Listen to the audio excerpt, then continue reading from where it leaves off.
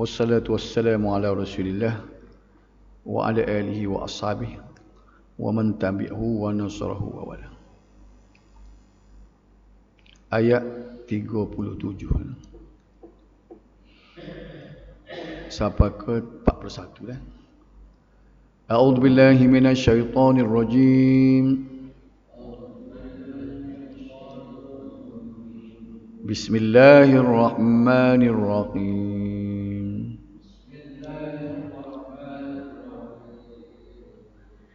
Inna Allah yudafi'u 'anil ladzina amanu.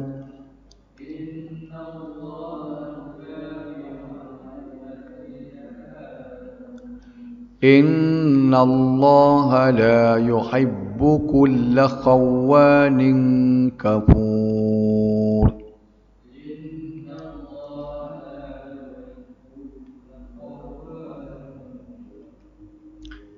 أذن للذين يقاتلون بأنهم ظلموا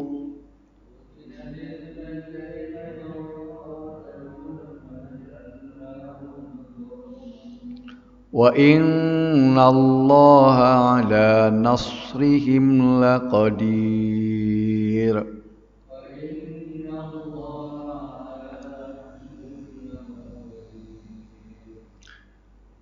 الذين أخرجوا من ديارهم بغير حق إلا أن يقولوا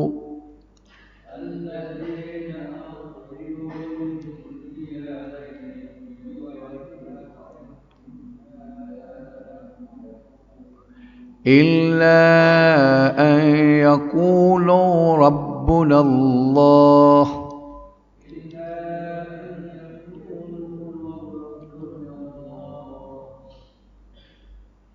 ولولا دفع الله الناس بعضهم ببعض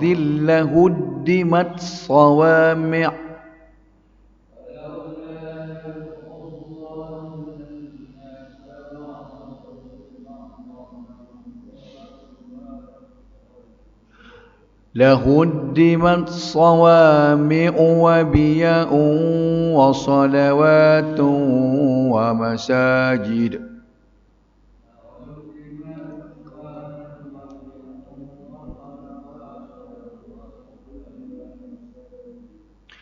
ومساجد يذكر فيها اسم الله كثيرا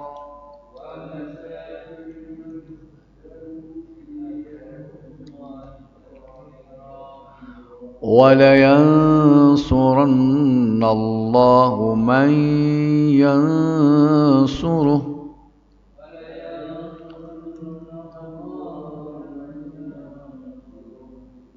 إن الله لقوي عزيز.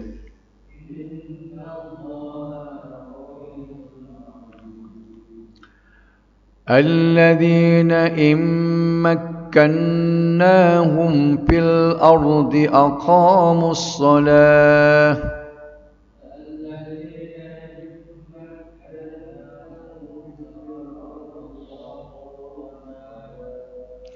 وآتوا الزكاة وأمروا بالمعروف ونهوا عن المنكر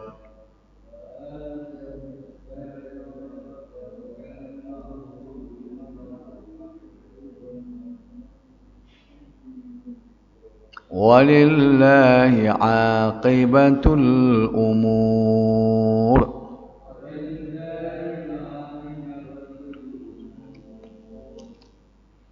Terjemahan dia adalah Inna Allah yudafi'u 'anil ladzina amanu.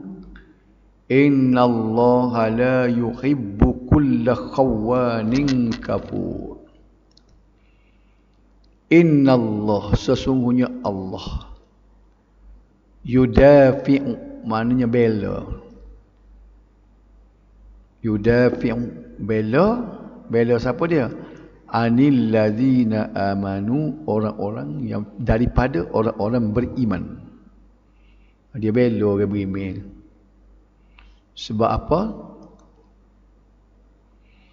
Innallah, sesungguhnya Allah la yuhibbu, tidak suka. Tak suka ke siapa dia? Kulla khawanin kafur, tiap-tiap seorang yang khianat. Khawan ni maknanya khianat, kafur maknanya kufur. Dia terjemuh sini tidak bersyukur. Sebab syukur lawan dia kufur kan? Syukur nikmat, kufur nikmat. Okey. Ayat ni sebut Tuhan bela orang beriman. Sebab apa? Sebab orang lawan orang beriman ni orang khianat, orang bersyukur, duduk sebelah halik sana. Jadi sebab apa dia bela sangat orang beriman tu? Sebab dia tak suka orang halik sana. Orang halik sana lah pun dia kena. Lepas tu tidak bersyukur. Bersyukur ni, biar kita ni termasuk dalam golongan orang bersyukur. Dapat benda ni, kita berpada dengan benda hak boleh. Tuhan wis banyak mana tu, dia kira pada dengan saiz kita. Tu kita bersyukur dari segi gambaran ringkas. Lepas tu pula, bagaimana nak suruh bersyukur sebagaimana hak Tuhan nak? Guna nikmat dia, buah dia kena. Orang panggil syukur.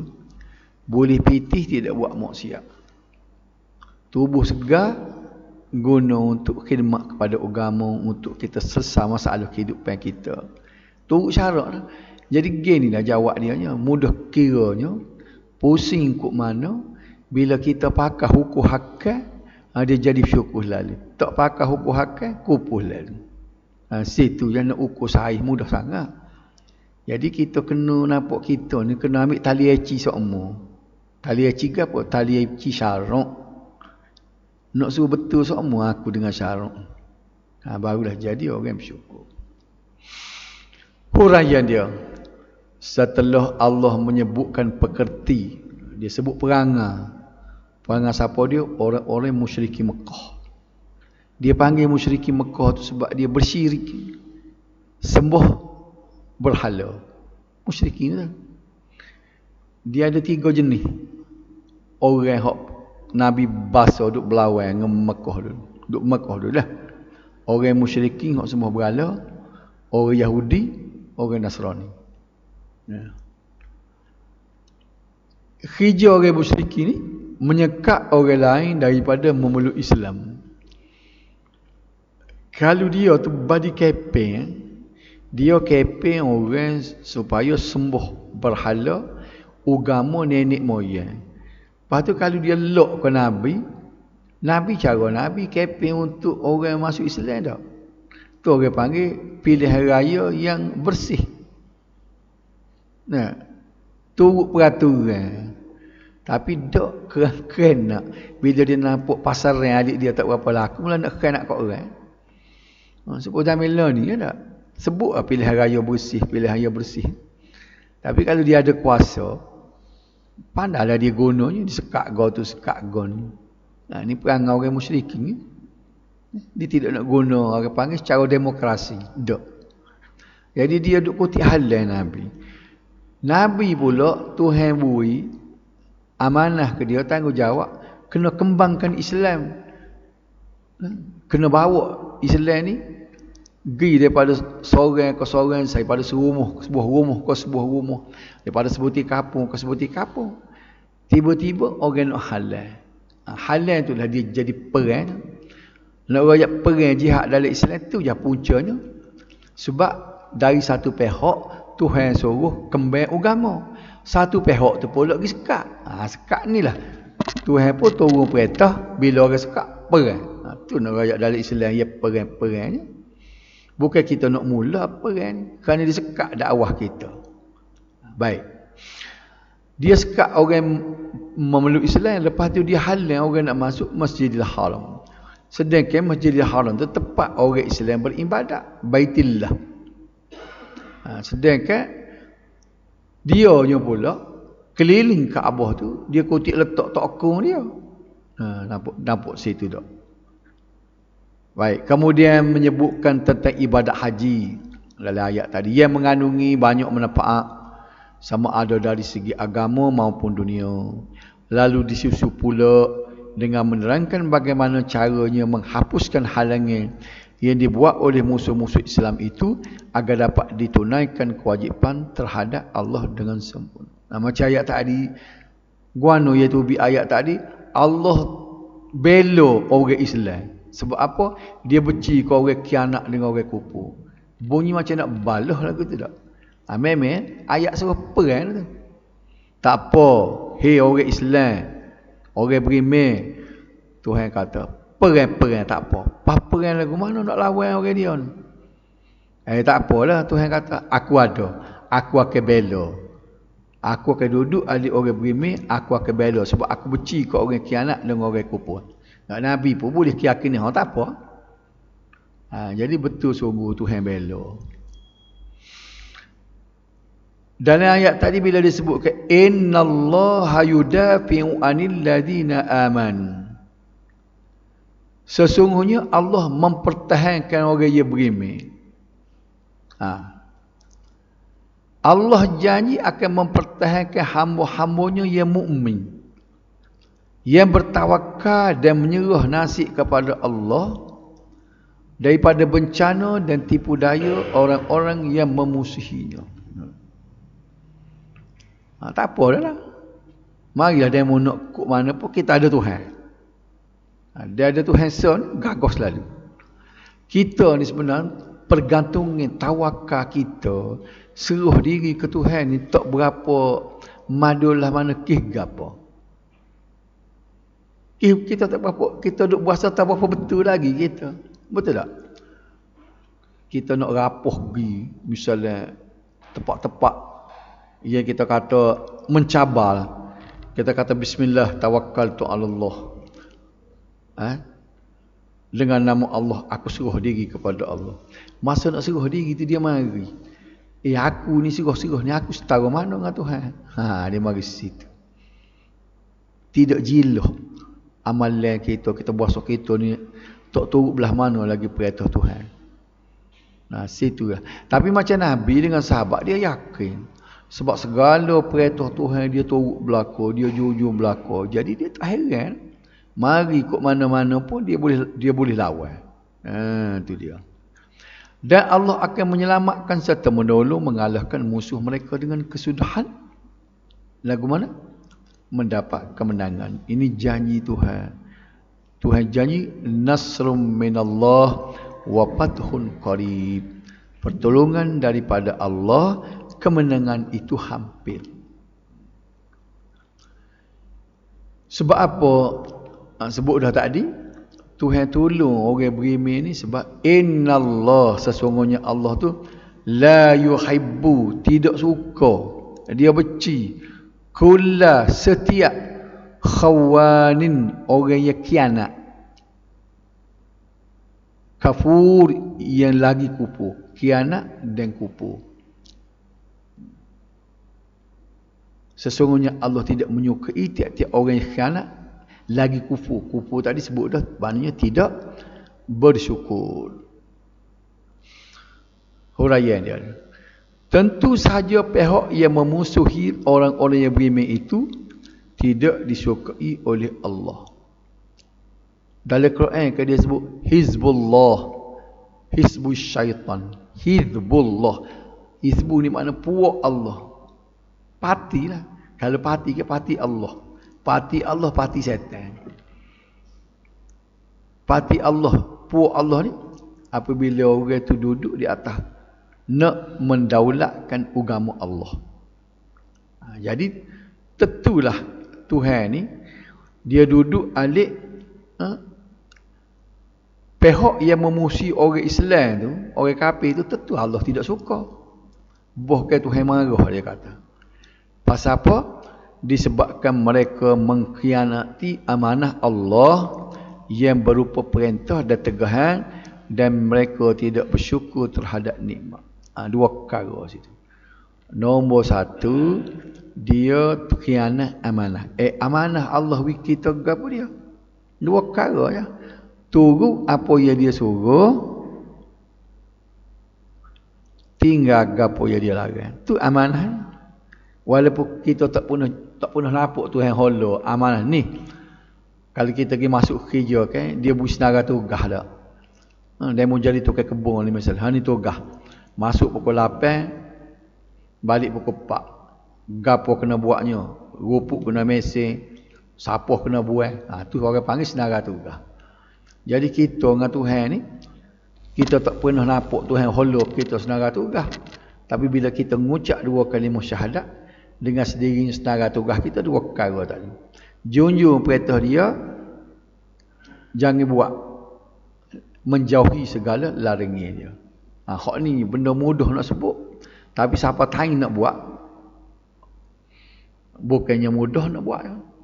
Bila-bila turut perintah dia pun ada tinggal. Bila-bila kita duk jaga patai larang, hukum dia pun terbuat. Sebab itulah ada peruntukan kepada orang Islam ni beristighfar, minta ampun. Inilah kita tu salah dengan Tuhan. Nak junjung amanah tu tidak terjunjung. Tapi hak lawan betul sing tu sebagai orang Islam doklah. Cumanya terlanggar. Nampak tak? Ada orang kafir ni dia lawan bolak-bolak perintah Tuhan, perintah suruhan dan tegahan. Yang keduanya tidak bersyukur, kupu nikmat. Guna nikmat Tuhan buat maksiat Tuhan. Dia summa latus'alunna yawma idzin anin na'im. Thumma Tuhan kata kemudian. Surah Al-Had, kita baca Al-Had kan. Latus'alun, kamu akan sungguh-sungguh ditanya. Perkataan Tuhan guna dia tidak kata tus'aluna. Kalau orang ngaji Arab kan, kamu akan ditanya, dia pada sebut tus'aluna. Tapi dari ayat surah Al-Had dia bunyi lagu mana? La tus'alunna. Kaedah dia panggil tu ialah penekan ni, dia panggil taukid. Sebab tu kalau nak terjemahnya, bukan sekadar kita kata kamu akan ditanya, kamu sungguh-sungguh akan ditanya. Nampak dah beza tu? Summa la tus'alun. Tanya gapo we? Yauma izin, hari tu. Hari jumpa dengan Tuhan. Anin na'im, daripada segala nikmat hak Tuhan beri kita.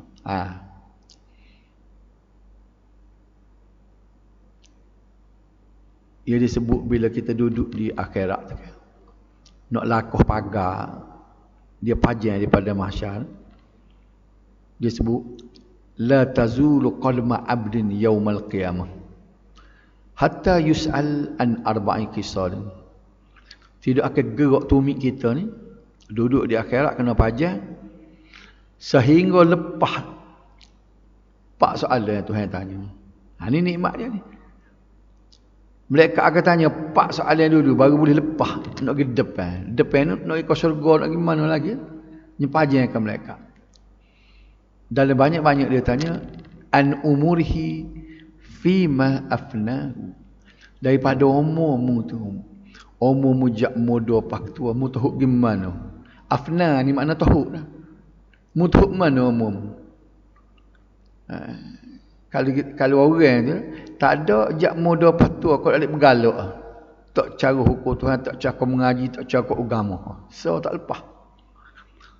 Banyaklah dia tanya, pak tu tidak nak syarah semua, takut jadi panjang. Selagi dia tanya an malihi, daripada harta dia. Min ainak tasabahu, boleh mana hartamu. Wa bima anfaqahu, pamu agil kuano. Dia tanya dua-dua. Boleh mana pitihmu, boleh mana hartamu, boleh mana makan minummu. Kita pun jawab boleh dengan cara halal, makan gaji, menego, ambil upah. Tak? Selesai. Boleh mana pitih tu ribu-ribu. Beki tu sejuk, Jani kata. Contoh dah, nak contoh Jani. Beki tu sejuk, beki TV. Tak apa, luluh dah. Pasal halal dah. Tapi kalau boleh dengan cara tak halal, situ lekat dah. Lepas dia tanya pula, wa bima anfaqahu, pamu agak lakuan. Kita kata pitih boleh ni, buat beli beras nak makan anak bini, pitih anak sekolah. Betul tak? Lebih sikit derma ke masjid ke apa. Lulu. Tapi kalau kita kata pitih buat apa? Buat benda kupu ni, buat mau siap. Lah ni tak ada lah mana dah mau siap mula. Kalau sampai dulu kak, ada panggung gerda, panggung rek dah. Tiap-tiap minggu masuk. Tu kena tanya tu. Tiket mula berapa? Dulu berapa tiket? Rumah tak ada dengan panggung dah. Kita ingat 40 sen, 70 sen, 40 sen. Hak duk depan sekali lenggok. Kelas 3. Wede dia panggung rek, panggung gerda. Panggung rek, panggung gerda dah. Dah lagi. Jadi orang dulu ke banyak buat mak siap dulu. Ada mak yum noro ke apa. Habis pitih tu nak contoh. Hak judi tu tiket we orang Jamil dulu. Tiket we. Ni kan nombor ekor. Tiket we. Cak jeking tu nama mene-mene judi Jamil dulu. Duk judi kat kapal. Jadi termasuk dalam hak tadi dia tanya. Harta tu fima apnah mu agak lakuan. Jadi biar kita cek dia boleh jawab. Kalau kata pajian tentu kena pajian esok. Dia akan tanya. Jak model tua ni, tu kita kena mari. Kita boleh jawab daripada aku mari ke masjid, diri aku aku ngaji Quran, aku ngaji God tu. Jadi makna kita boleh jawab. Sejarah hidup kita ni kita perhabis kat mana umur kita. Lepas tu yang kedua pula harta tadi. Sumber tu duk berasanya alhamdulillah lah pok kita tak boleh pitih judi, pitih rasuah, pitih curi dah. Halal kita katanya. Maka gaji benar, ambil upah benar dah. Pahak anak tu bik ni. Bazir dia marah juga. Kita belanja tak kena pada tempat. Tu bendanya soal jawab. Rupanya harta ni kita bukan dia tanya halal masuk saja, halal. Nak tubik boleh tanya juga. Berat kalah. Itu makna dia thumma la tus'alunna yawma idzin 'anin na'im. Kemudian kamu akan ditanya tanya sungguh-hati tentang nikmat, segala nikmat hak Tuhan wikmu. Jadi kalau orang yang tak pandai guna nikmat, dia panggil kufur nikmat. Ni hak dia kata Tuhan marah ni. Orang yang tidak bersyukur terhadap nikmat-nikmat yang dikurniakan oleh Allah kepada mereka. Kalau kita nak buat hujah ke orang, Tuhan tanya kau nikmat hak Tuhan beri, nikmat segar, nikmat umur, nikmat gapo ni kan. Kita kata ada ayat Quran. Biarlah kita tak erti tafsir, ingat al-hasad. Ingat ayat sana. Wede. Summa la tus'alunna yawma idzin 'anin na'im. Ayat akhir surah At-Takasur Al-Ha. Tu maknanya dalil yang menunjukkan Tuhan akan tanya. Tuhan akan cek nikmat hak dia beri kita. Situ dah. Dan juga disebabkan mereka menyembah berhala yang tidak mendatangkan manfaat dan mudarat. Ni tak ada apa satu dah ni. Glecehri dah panggil kalau ni. Jadi kafir dah, tak boleh nak bom. Tak boleh nak bom kalau dia kafir. Doa tidak manfaat. Sebab nak cerita gapo dia ni. Nabi sendiri kan tak boleh nak buat.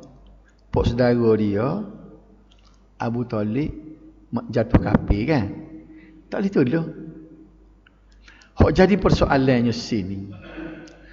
Kita kena suruh Tuhan ni. Ni nak betul kekeliruan ni. Hak sambung duk kecek baru ni. Ayah dengan mak Nabi. Kita kena terima Nabi royak lagu tu. Tapi kita berasa tak sedap tu kita suruh Tuhan. Tapi kita nak lawan tak boleh sebab Nabi kata lagu tu. Dua hadis dah. Hadis pertama, hadis dua-dua ni hadis riwayat Muslim. Pertamanya ada seorang sahabat dia tanya Nabi. Rasulullah, aku ni dah masuk Islam. Ayuh aku lagu mana? Moga saya yang ayuh dak. Tak dah masuk Islam. Nabi kata ayah pun masuk neraka. Keruk muka dia, Allah ayuh aku. Tak. Bila dia pergi jauh, tu hadis-hadis Muslim sebut. Bila dia pergi jauh, Nabi panggil balik. Dia duka cita sangat ayah dia masuk neraka. Nabi kata ke mana? Dia kata inna abi wa abaka finnar. Ayah aku dan ayahmu masuk neraka. Nabi kata ayah dia masuk neraka juga. Hak ni puak-puak tarekat tak boleh terima. Tapi tak boleh terima hadis Muslim. Faham tak? Ni, hak baru ni ngawedin bagi nak royak.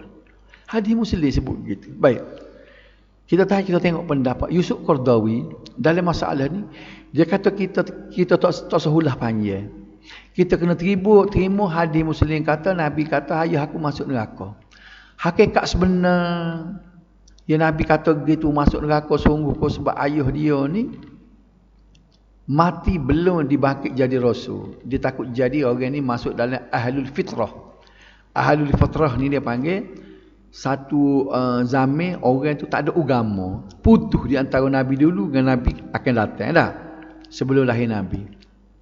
Jadi mungkin ayah dia ni tidak akan diseksa kerana dia tak ada terima dakwah Nabi. Jadi masa dia tu masa putus dia boleh panggil. Akhirnya ada satu pendapat ulama lah ni. Tapi ada pendapat ulama kata tidak, tak putus sebabnya ajaran Nabi Ibrahim itu ada lagi masa tu. Cuma ayah dia tak turut. Ayah dia pergi pilih sembah berhala, dia tak turut agama Hanif Nabi Ibrahim. Jadi khilaf ulama tu. Jadi Yusuf Qaradawi kata dalam bab ni kita nak kata dok ayah Nabi masuk syurga, kita jadi gilawan hadis Nabi, faham tak? Faham tak hadis Nabi tadi? Nabi kata inna abaka wa abi finnar, ayahmu dengan ayah aku masuk neraka. Kita kata dok ayah Nabi masuk syurga, jadi gilawan hadis. Lawan hadis ni lawan Nabi dah tak? Pas kita nak kata kan serah Tuhan. Nabi kata belah tu. Hakikat sebenar wallahu alam. Nah, kenapa anda kecik ni? Ni dua ayat. Ya Allah sungguh kau Nabi kata lagu. Orang royak hadis Muslim, dia tanya pula, Muslim itu sahih ke tak sahih? Muslim tahu mari mana? Panjang cerita lagu tu. Kena ngaji hadis lah jawab dia. Memang ada cara dia. Kita nak tahu hadis tak boleh. Kalau kita kata ayah Nabi masuk surga, kita pergi lawan hadis sebab Nabi kata masuk neraka. Lepas tu kita berasa tak menasabah. Tak menasabah tu serah Tuhan. Tu ayah dia. Hadis Muslim juga. Muk dia. Nabi muk dia kan. Moga muk dia mati dia. Ayah dia mati belum dia beranak lagi dah. Muk dia mati ketika dia kecil lagi dah. Berapa tahun umur dia? Siapa dia ingat sejarah? 4 tahun. Dia ingat lagi dia ngaji sekolah tingkat kelas berapa dulu? Satu hari Nabi pergi kubur. Nabi kata istazan rabbi an astaghfira li ummi falam ya'zan li. Aku minta izin dengan Tuhan untuk aku berdoa kepada mak aku. Dia nak doa dengan mak dia. Macam kita doa lah. Mak-mak kita boleh tu Allahumma fillaha, ya Allah ampunkanlah kepadanya. Jadi Nabi nak doa ke mak dia minta izin dengan Tuhan dulu. Sebab apa? Berdoa kepada orang bukan Islam tak boleh. Tak boleh doa ke orang kafir. Tapi Nabi teriak. Nabi kata, aku minta izin dengan Tuhanku untuk aku berdoa an astaghfira li ummi, aku nak berdoa minta ampun kepada mak aku. Tiba-tiba Nabi kata walam ya'zan li, Tuhan tak izin. Apa? Nabi berteriak, ya Allah aku nak doa ke mak aku. Tak boleh. Tuhan dia tegas walaupun dia baik ke Nabi pun. Tak boleh. Jadi ulama bincang apa tak boleh. Kalau Islam memang digalakkannya, memang kita kena berdoa. Jadi kita di segini, artinya mak dengan ayah dia tak tahu nasib lagu mana. Kalau kita nak lawan, kita nak kata dok dua-dua ni masuk syurga belaka. Lawan hadis Nabi pula. Pasti lagu mana cara nak beradab? Serah Tuhan. Tapi hadis tadi kita kena percaya sebab mari hadis lagu tu. Boleh faham? Boleh. Nak royak kat orang boleh faham lagu tu duduk kan. Kita takut nak lawan hadis. Ada pun cerita dia meroyak cerita. Dok dia kata Nabi pergi kubur ayah dia. Nabi seru ayah dia berbakit semula daripada kubur. Tu cerita pelik belakang dah tu. Hak mati duduk kelik.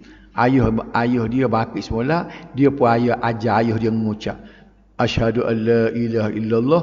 Ayah dia pun mengucap, lepas tu mati balik. Mati Islam lah ayah dia. Tu cerita katong lah tu. Nampak di sana. Baik. Sikit lagi dah. Ayat 39. Uzina lilladhina yuqataluna bi annahum zulimu wa innallaha ala nasrihim laqadir. Lapan berapa wedeh Isa? Setengah. 30 ke 31? Okey, 2-3 minit lagi lah. Habis ayat ni. Diizinkan berperang bagi orang-orang Islam yang diperangi oleh golongan penceroboh. Kerana sesungguhnya mereka telah dianiaya. Dan sesungguhnya Allah amat berkuasa untuk menolong mereka mencapai kemenangan. Tuhan izin. Tuhan kata, okey kita izin dah, boleh perang. Perang siapa dia? Perang lawan orang zalim kita.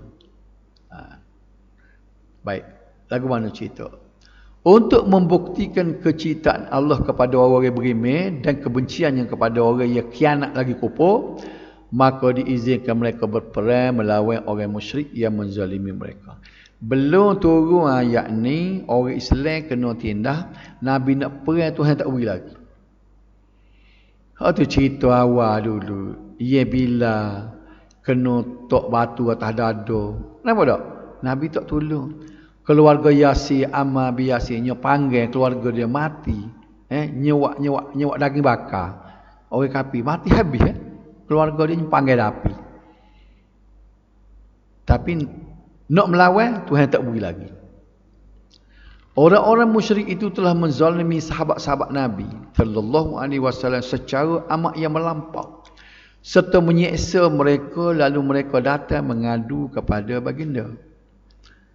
Bila kena buat seksa gini, Rasulullah, kita masuk Islam sebab yakin dengan dakwahmu ya Rasulullah. Tapi bila orang tahu kita masuk Islam, orang pakat wakil nak kita, wak nyayu, wak seksa. Lagu mana? Namun Nabi sallallahu alaihi wasallam hanya menyuruh mereka supaya bersabar. Bersabarlah pasal apa? Aku nak melawan, bukan aku takut tak, tapi aku belum lagi dibenarkan untuk memerangi orang-orang musyrik. Tak boleh lapu hijau lagi daripada Tuhan nak perang. Mana masa tu? Sebab apa? Sebab perang pahala masa tu. Sikit kita. Sehinggalah berhijrah. Tinggal kota Mekah, gini Madinah. Maka turun ayat takning. Diizinkan untuk perang. Inilah ayat yang pertama turun memberi kebenaran berperang selepas ditegah untuk berbuat demikian lebih daripada 70 ayat. Boleh tak? Lalu Allah menjanjikan untuk menolong orang-orang mukmin yang berperang pada jalan Allah. Boleh perang dah. Janjinya telah pun terlaksana sehingga mereka dimuliakan. Sebaliknya orang-orang musyrik pula telah dikalahkan dan dihina. Sebenarnya jihad atau berperang hanya ada diperintah selepas Nabi sallallahu alaihi wasallam dan para sahabat berhijrah ke Madinah. Semasa di Mekah, bilangan orang musyrikin lebih ramai daripada bilangan orang mukmin. Tengok Islam pun dia tidak nak suruh lawan bodoh. Kalau kita perang duduk Mekah, berapa ekor kita nak lawan orang dia? Tindah seekor-seekor dia dah. Dok berhati dulu. Setelah menetap di Madinah, pada ramai orang mukmin telah berhijrah, termasuk penduduk asal dia, orang Ansar itu pula, turut membantu perjuangan Rasulullah. Maka jadilah kota Madinah itu sebuah negara Islam, barulah dikuatkuasakan perintah jihad dengan turunnya ayat ini. Gitu lah.